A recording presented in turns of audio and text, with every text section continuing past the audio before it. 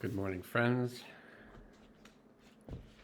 Have a little bit of lymphatic congestion today. Body's clearing something out from all the dental work I've had of recent times. The Mayan calendar today is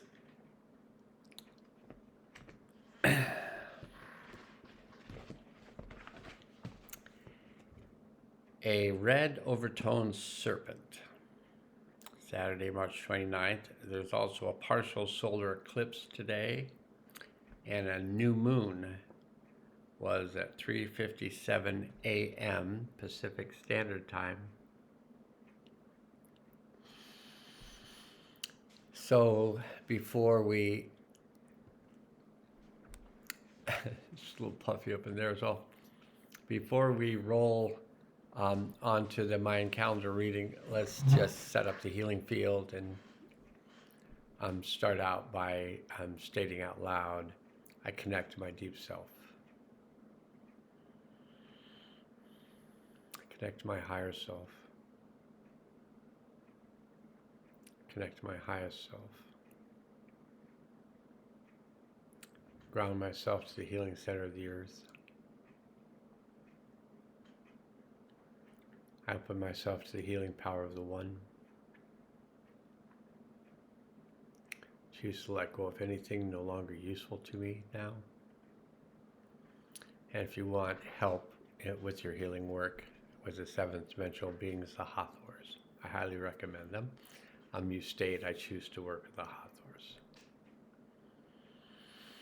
Okay, I ask that we be placed in a field of protection while we do this work.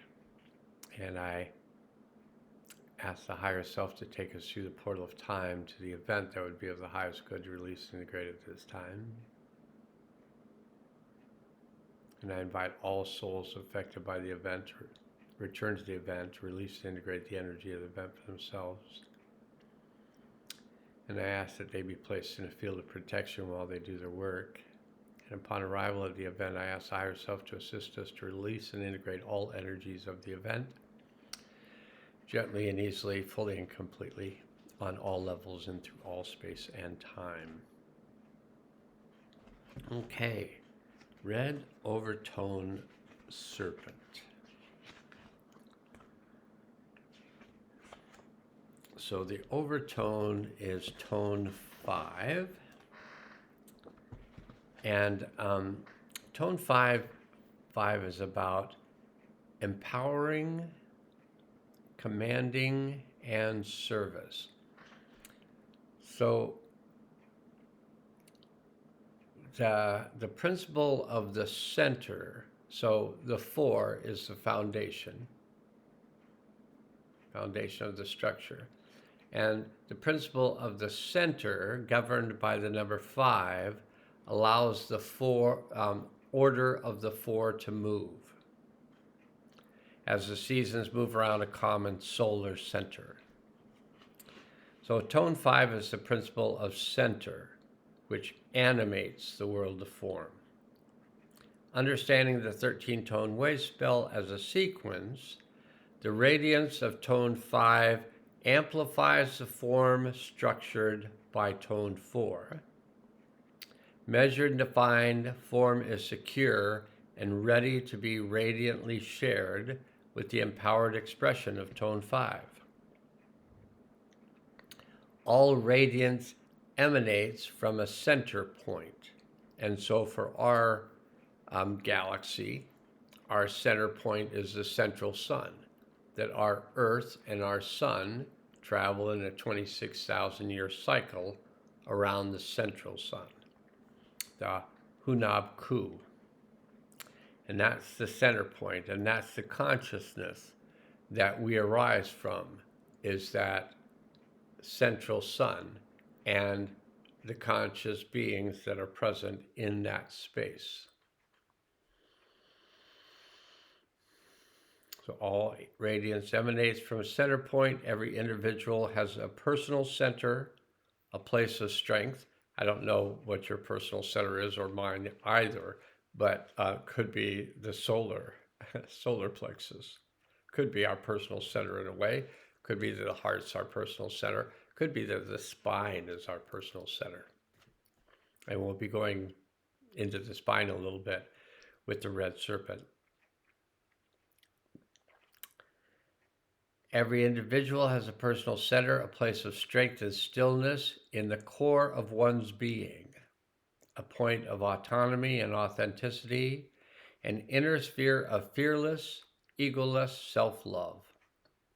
This center connects us to the Earth center and to the core of the Milky Way and to the spiritual heart of creation. Living from a communion with this center establishes a holistic connection between our inner and outer world, bringing an overtone of empowerment to all that we do. Tone 5 provokes us to connect with our truth and radiate that knowing. When we are in command of our own knowing, and radiance expands into the environment and empowers others to discover and shine their truths. Tone 5 embodies the power of nonlinear radial time. Overtone directs us to focus on the heart of the matter, navigate as though you are shooting a film out of sequence. I don't know what that means, but you can write it in a comment if you understand. Shooting a film out of sequence, and we affect all aspects of our experience by centering in the ever-present now.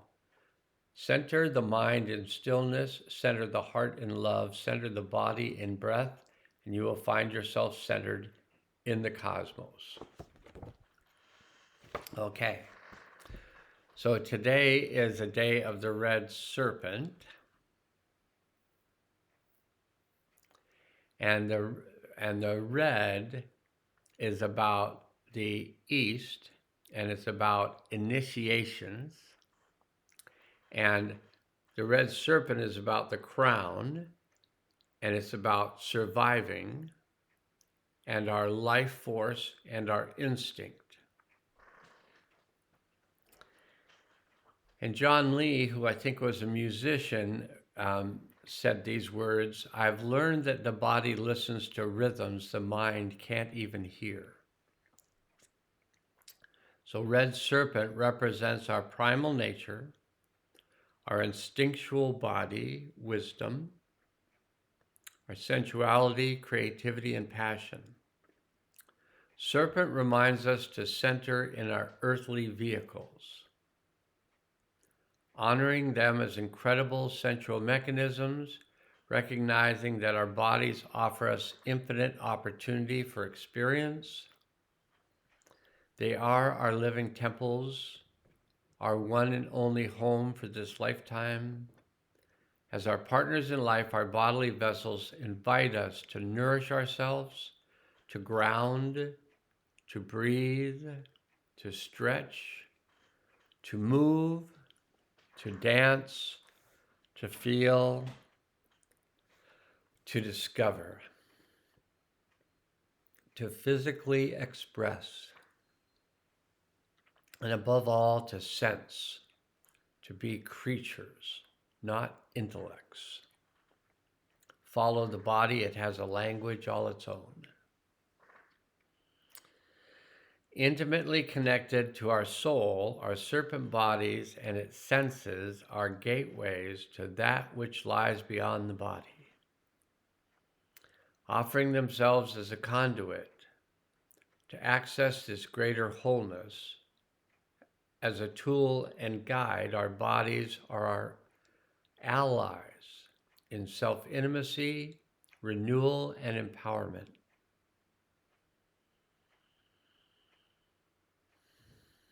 Life force is our vitality. Every moment, the decisions we make impact our store of life force. It's ours to cultivate and care for. One of the most powerful sources of life force we all possess is our sexual energy. Literally, our sacred creative energy. Known as our Kundalini, our inner serpent fire ignites our divine potential residing within. The serpent reminds us to merge our primal life force energy with our higher visionary eagle mind to become balanced and fully alive. As a feathered serpent, this allows us to bring holistic insight into matters of survival and creation, assuring we see what's near and far. So that eagle aspect brings that larger vision to the serpent, so the serpent can see further and see what's coming and what's going and what's moving in the larger picture. Okay, so a red Overtone Serpent Day. It's already been a good one. I'm going to tell you just a little bit about something that occurred in the dream world this morning. It was kind of a lucid dream, and I was being instructed about the release of emotional energies from traumatic memories. And what they were talking with me about was how we actually hold, with our energy, we actually hold those emotions to the memory. And if we just stop doing that, so if we have an emotion and we don't immediately judge it as, oh, this is a bad feeling, oh, I'm feeling fear, I shouldn't be feeling fear, or I'm feeling anger, I'm not supposed to feel anger, or I'm feeling grief, oh, I don't like feeling grief, whatever it is, instead of doing that, if you would just feel the feeling. So I'm going to go for a feeling right now. This one happens to be in the center of my chest. And I'm just going to ask, you don't have to ask what it is, but I'm just going to ask my body, what are we carrying here? And I immediately get, you may get it differently, but I immediately get the word anger. So I'm going to go in and feel this anger. And then this may take practice for you. I was able to do it the first time when they showed me today, was just give it more and more space until it releases. It's similar to doing this. Here's the story or the trauma, here's the emotions, separate them, let go of the emotions, let go of the trauma. It's similar to that, but it's just letting go of that emotion, just giving it space, giving it space, giving it space, and it just detaches. It's just another experience to have. So let's go with this feeling of grief in the throat. If you tune in and you notice, oh, there's some grief held in the throat, then acknowledge it and acknowledge that it may be the right time to release this. So just make more space for it. Make more space for it. Make more space for it. And more space until you feel it release. And that one also came out of the ears as well as the throat, and there's some energy that came out of the eyes. So we've done anger, we've done grief. Let's go with fear. And it seems like the fear that I'm aware of is around the ears, just this area in general. So just tune in if you notice some fear there. Just in your mind say, I accept this fear. It's just an energy. And I'm going to give it more space,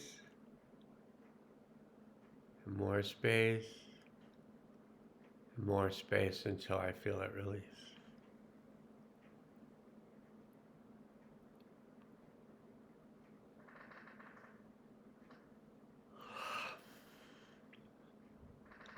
Okay.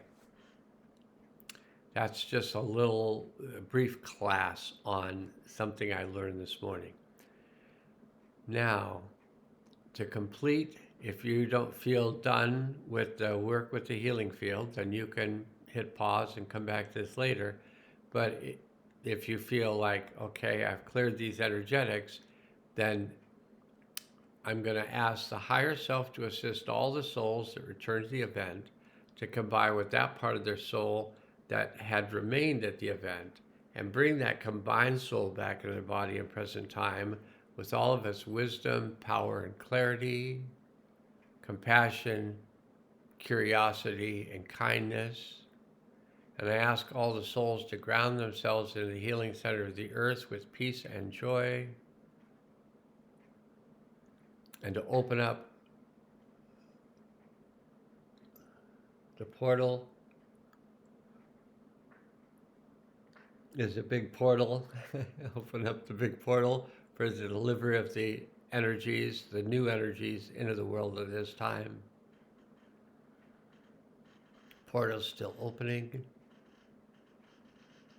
There it is. And I ask that these new energies be brought into the world now, and that they be activated. And I let the universe and beyond know that this has been done and that it's good.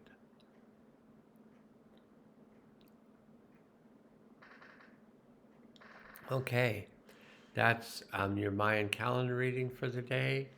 And earlier I did a tarot card reading that was quite good.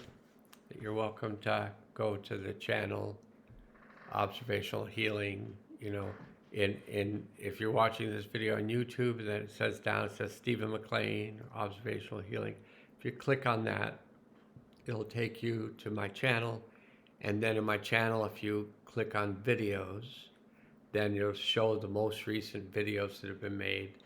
And the tarot card reading, I just uploaded that. I finished uploading it just prior to making this video. Okay, that's all for today, hopefully for both of us. And I'll see you next time.